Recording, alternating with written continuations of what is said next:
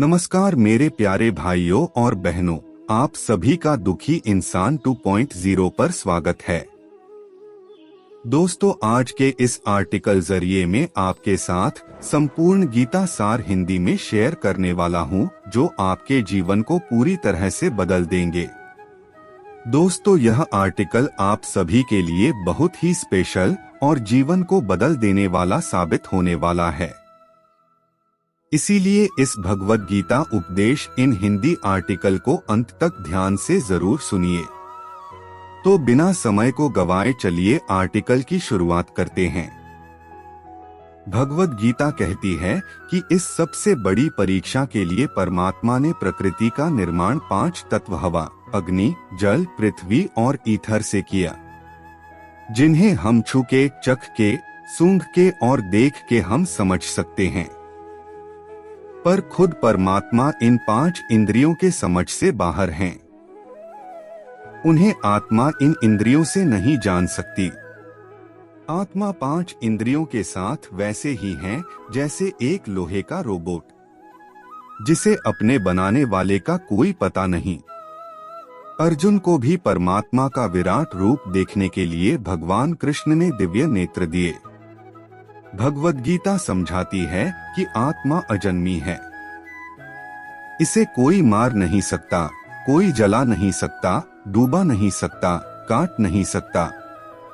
लेकिन आत्मा को परमात्मा के साथ हमेशा रहने के लिए ये परीक्षा रूपी जीवन में बैठना ही पड़ेगा। इस परीक्षा के लिए परमात्मा से बिछड़ के आत्मा को पृथ्वी पे किसी न किसी रूप में जन्म लेना पड़ता है और 88 करोड़ योनियों को जीने और भोगने के बाद एक आत्मा को मनुष्य का शरीर और दिमाग मिलता है।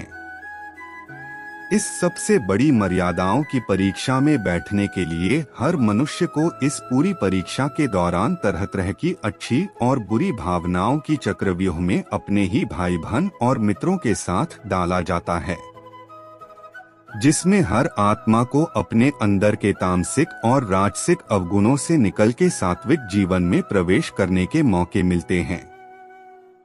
हमारे तामसिक गुण वो है जो हमारे अंदर हीन भावना पैदा करके हमें खुद को उदास और नुकसान पहुंचाते हैं, और हमारे राजसिक गुण हमें ईर्ष्यालु और लोभी बना के दूसरों के प्रति नुकसान पहुंचा सकते हैं। इस परीक्षा के दौरान हर आत्मा को तामसिक और राजसिक गुणों को खत्म करके अपने सात्विक गुणों से परिचित होना पड़ेगा। सात्विक गुण वो हैं जो आत्मा को अपने आसपास की हर चीज से जोड़े और उन्हें प्यार करना सिखाते हैं। परीक्षा के दौरान हर आत्मा को जीवन के चारों स्तंभ धर्म, अर्थ, काम और मोक्ष का ज्ञान पाके ही मुक्ति मिलती है।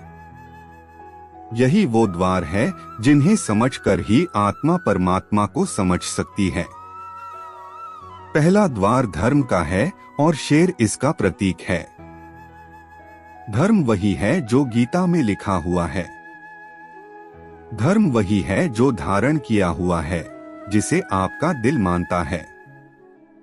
जैसे झूठ नहीं बोलना, चोरी नहीं करना, भगवान का निरादर नहीं करना, दूसरों को नुकसान नहीं देना, यही सब धर्म है।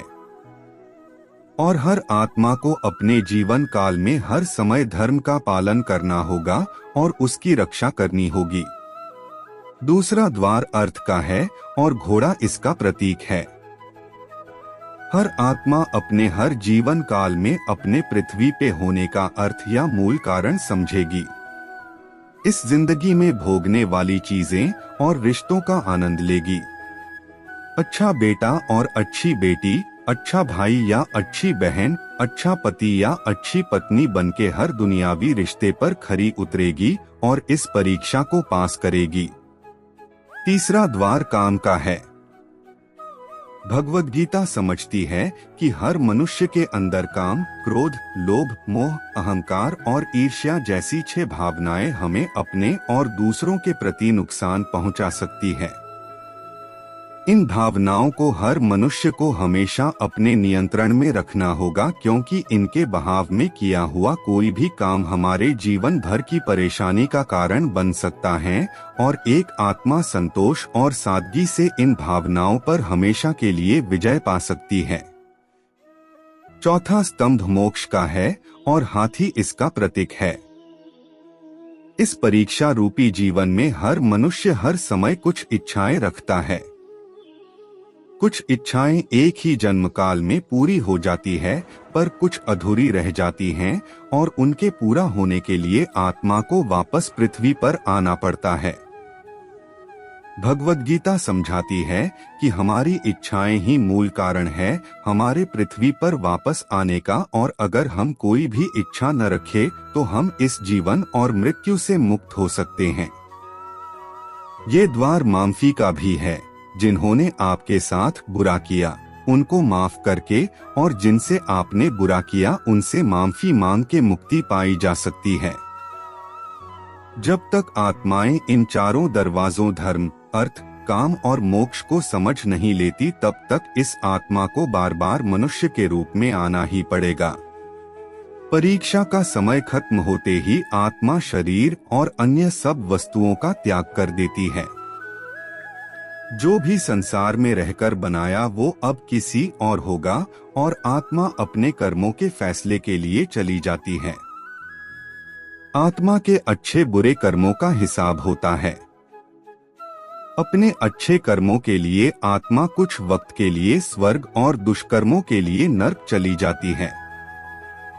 नर्क में आत्मा को अपने पापों के अनुकूल सजाएं मिलती हैं, पर सजा खत्म होने के बाद आत्मा को फिर से एक नया शरीर और नया दिमाग मिलता है इस परीक्षा में फिर से बैठने के लिए, और हर परीक्षा में वही सब फिर दोहराया जाएगा।